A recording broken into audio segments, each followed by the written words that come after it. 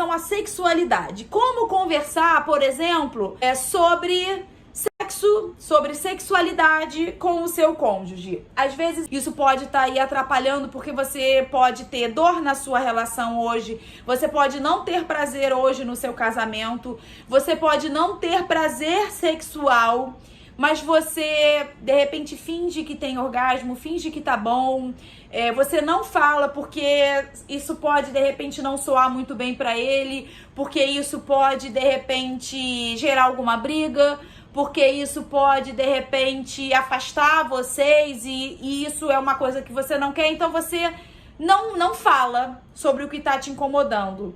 Aí, de repente, você hoje pode estar percebendo que o seu casamento tá mais distante, que você não tem mais vontade de fazer sexo, que você tá cada vez mais distante um do outro. E isso, por exemplo, eu fiz o encontro de casal e exatamente isso era uma das coisas que estavam acontecendo ali, né? O casal não tinha essa comunicação, e aí o quanto que naquela sessão ali eu percebi, e eles perceberam que era muito importante deles incluírem o diálogo e esse tema do que um gosta, do que o outro não gosta, do que para um é prazeroso, do que para o outro é prazeroso, ou o que não é prazeroso, sabe? E aí ali, naquela sessão, ali naquele encontro, eles puderam entender e o quanto que isso fez diferença.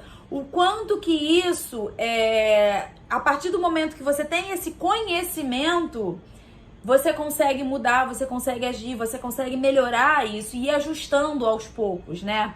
Então, por exemplo, você pode listar e literalmente listar o que você gostaria de conversar com o seu cônjuge a respeito de sexo, sexualidade.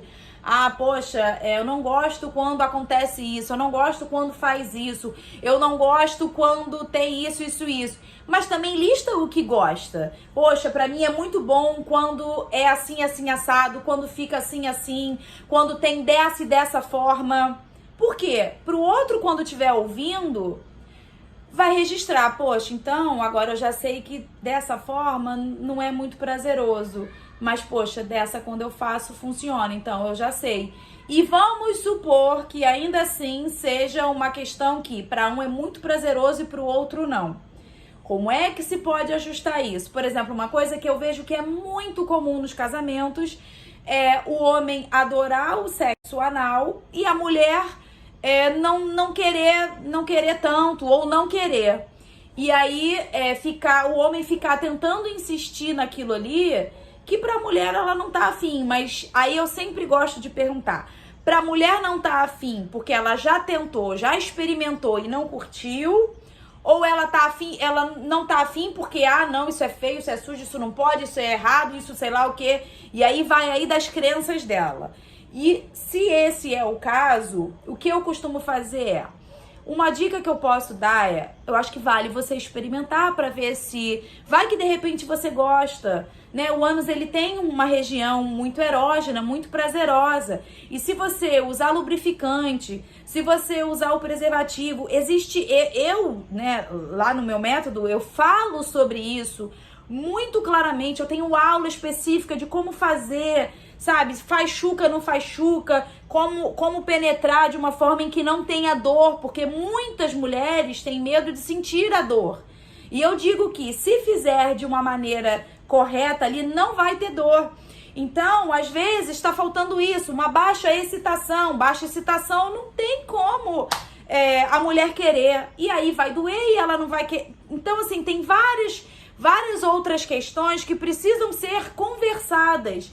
E aí eu acho que se você, de repente, tem a curiosidade em fazer, mas tem o medo, aí eu acho que vale vocês conversarem, vale vocês verem como é que vocês podem ajustar ali para experimentar. E eu já tive relatos de mulheres que tinham medo, tinham até curiosidade, mas tinham medo. E já tive mulheres também que não tinham vontade, mas isso fez sentido de realmente eu nunca experimentei, eu nunca nunca dei nem um passozinho.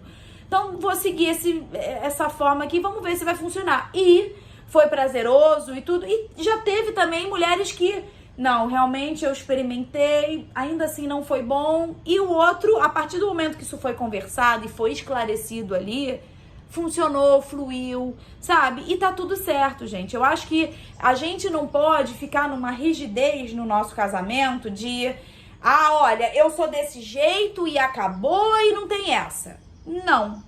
Eu acho que você pode ajustar, eu acho que você pode alinhar isso na sua relação para justamente vocês negociarem e até mesmo de entender que o que aconteceu, sei lá, 5 anos atrás, há 10 anos atrás, hoje vocês podem estar num outro momento da vida de vocês. E isso pode estar, de repente, pode ser uma mudança, pode ser um ganho até que vocês possam ter. Então eu acho que a gente sempre precisa dar uma atualizada com relação a, por exemplo, uma coisa que lá atrás não funcionou, mas já tem tanto tempo que hoje, com tantas mudanças aí no relacionamento de vocês, isso pode mudar, isso pode ajustar e entrar nessa nova realidade do casamento, nesse novo momento aí do casal. Então, acho que é uma coisa que vale vocês ficarem com isso na cabeça de vocês.